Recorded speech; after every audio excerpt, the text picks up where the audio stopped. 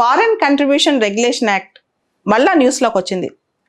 అనేక సందర్భాల్లో ఇది కాంట్రవర్సీగా కూడా అవుతుంది. ముఖ్యంగా ఎన్జిఓస్ విషయంలో మనకి జిఎస్ పేపర్ 2 యూపీఎస్సీలో ఎన్జిఓస్ గురించి, అదేవిధంగా రకరకాల కాంపిటేటివ్ ఎగ్జామ్స్ లైక్ గ్రూప్ 1లో కూడా ఎన్జిఓస్ ఎఫ్సిఆర్ఏ గురించి క్వశ్చన్ రావచ్చు. ఈవెన్ మెయిన్స్లో ఇది చాలా ఇంపార్టెంట్ అనమాట. ఫారెన్ కంట్రిబ్యూషన్ రెగ్యులేషన్ యాక్ట్ అనేది 1976లో చేశారు. ముఖ్యంగా మనం ఇంటర్నల్ విషయాల్లో, భారతదేశ అంతర్గత విషయాల్లో ఫారెన్ కంట్రీస్ ఫండింగ్ ద్వారా చొరబాటు చేసుకోకుండా, ఆ టైంలో 1976లో మనకి ఎమర్జెన్సీ ఉంది కదా, మన జర్నలిస్టుల అంశాల్లో కానీ, మన న్యూస్ పేపర్స్ విషయాల్లో కానీ, మన జడ్జెస్, గవర్నమెంట్ సర్వెంట్స్, తర్వాత రకరకాల అంశాల్లో వాళ్ళు ఇంట్రూడ్ అవ్వకుండా చాలా రూల్స్ అండ్ రెగ్యులేషన్స్తో వచ్చింది ఎఫ్సిఆర్ఏ 1976లో. తర్వాత 2010లో దానికి చాలా అమెండ్మెంట్స్ చేశారు.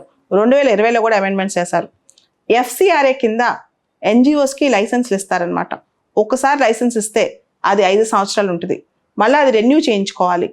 అలానే గవర్నమెంట్కి లైసెన్స్ క్యాన్సిల్ చేసే హక్కు కూడా ఉంటుంది. ఒక్కసారి కనుక గవర్నమెంట్ లైసెన్స్ క్యాన్సిల్ చేస్తే 3 సంవత్సరాల పాటు రీ రిజిస్ట్రేషన్కి అవకాశం ఉండదు ఆ ఎన్జిఓకి. అయితే ఎఫ్సిఆర్ఏ నిన్నెందుకు న్యూస్లో ఉంది?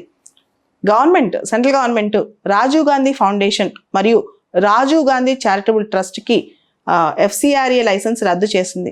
దానికి ప్రధానమైన కారణం Rajiv Gandhi foundation, Rajiv Gandhi charitable trust వీళ్ళు People's Republic of China, embassy of People's Republic of China నుంచి చాలా కంట్రిబ్యూషన్ తీసుకున్నారంట.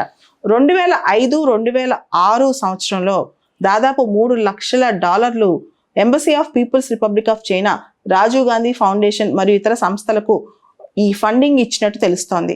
దీనిపైన ఇంటర్ మినిస్టీరియల్ కమిటీ కూడా వేశారు ఇన్వెస్టిగేషన్ కోసం 2020లో.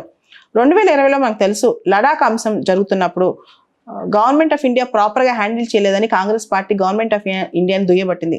ఆ టైంలో బీజేపీ పార్టీ నుంచి కౌంటర్ కూడా వచ్చిందనమాట. మీకు అసలు ఈ మాట మాట్లాడే మారల్ రైటే లేదు, దానికి కారణం Rajiv Gandhi foundation, Indira Gandhi memorial trust, తర్వాత రాజీవ్ గాంధీ చారిటబుల్ ట్రస్ట్, ఇవన్నీ ట్రస్ట్లకి చైనా నుంచి చాలా డబ్బులు వస్తున్నాయి. ఇన్ఫ్యాక్ట్ ఇక్కడ ఒకటి చెప్పాలి, ఎప్పుడైతే చైనా నుంచి డబ్బులు వచ్చాయో ఆ తర్వాత రాజీవ్ గాంధీ ఫౌండేషన్ అనే సంస్థ ఒక సర్వే చేసింది. చైనాతో మనం ఫ్రీ ట్రేడ్ అగ్రిమెంట్ చేసుకుంటే, ఎఫ్టీఏ చేసుకుంటే లాభమా నష్టమైన దాని మీద చైనాతో ఎఫ్టీఏ భారతదేశానికి లాభం అని చెప్పి, చాలా బెనిఫిట్ అవుతుంది దేశానికి అని చెప్పి వాళ్ళు చేశారనమాట. ఇది క్విట్ ప్రోక్యో కాదా అని చెప్పి బీజేపీ వర్గాలు ఎలిగేషన్స్ వేస్తున్నాయి. అయితే రీసెంట్గా తెలియదు ఏంటంటే చైనాతో ఎఫ్టీఏ వల్ల భారతదేశానికి నష్టం జరుగుతుంది కానీ లాభం జరగదు అని చెప్పి అంతర్జాతీయ నిపుణులు, ఫారెన్ పాలసీ ఎక్స్పర్ట్స్ భారతదేశానికి సంబంధించి కూడా చెప్తున్నారనమాట. So foreign contribution regulation act చాలా స్ట్రిక్ట్గా ఇప్పుడు ప్రతి రిసిప్ట్, ఫారెన్ నుంచి వచ్చే ప్రతి డబ్బులు అవి ఎలా వాడుతున్నారు ఎన్జిఓస్, వీటి మీద చాలా డీటెయిల్గా రీసెర్చ్ చేస్తుంది. అదేవిధంగా ఎఫ్సిఆర్ఏ ఎలక్షన్స్ విషయంలో కానీ, జర్నలిస్టులు, న్యూస్ పేపర్స్ విషయంలో కానీ, మీడియా బ్రాడ్కాస్టింగ్ కంపెనీస్ విషయంలో కానీ, జడ్జెస్ మరియు గవర్నమెంట్ సర్వెంట్స్ విషయంలో కానీ, పొలిటికల్ పార్టీస్ విషయంలో కానీ ఫారెన్ కంట్రిబ్యూషన్స్ ఎలా వస్తున్నాయనే దాని మీద చాలా స్ట్రిక్ట్ రూల్స్ అండ్ రెగ్యులేషన్స్ పెడతాయి అనమాట. సో వీళ్ళెవ్వరూ కూడా ఎఫ్సిఆర్ఏ తీసుకోకూడదు. ఎలక్షన్ ఫండింగ్ ఫారెన్ కంట్రిబ్యూషన్ రాకూడదు. న్యూస్ పేపర్ ఇండస్ట్రీకి సంబంధించి, ఎందుకంటే ప్రజల ఒపీనియన్, తర్వాత జడ్జెస్, గవర్నమెంట్ సర్వెంట్స్ కూడా foreign contributions, political parties foreign contributions సంబంధించిన విషయాల్లో కానీ చాలా స్ట్రిక్ట్ రూల్స్ ఉన్నాయి ఎఫ్సిఆర్ఏ కింద. సో ఎన్జిఓస్ ఫారెన్ ఫండ్స్ తీసుకునే ఎన్జిఓస్ అప్లై చేసుకోవాలి ఆన్లైన్లో. సో ఫారెన్ కంట్రిబ్యూషన్స్ అనేవి కల్చరల్ కానీ, ఎకనమిక్ కానీ, ఎడ్యుకేషన్ కానీ, రిలీజియస్ కానీ, సోషల్ యాక్టివిటీస్ కానీ దీనికి వాడుకోవచ్చు అనమాట. మినిస్ట్రీ ఆఫ్ హోమ్ అఫైర్స్ వాళ్ళు దీనికి నోడల్ ఏజెన్సీ మొత్తానికి.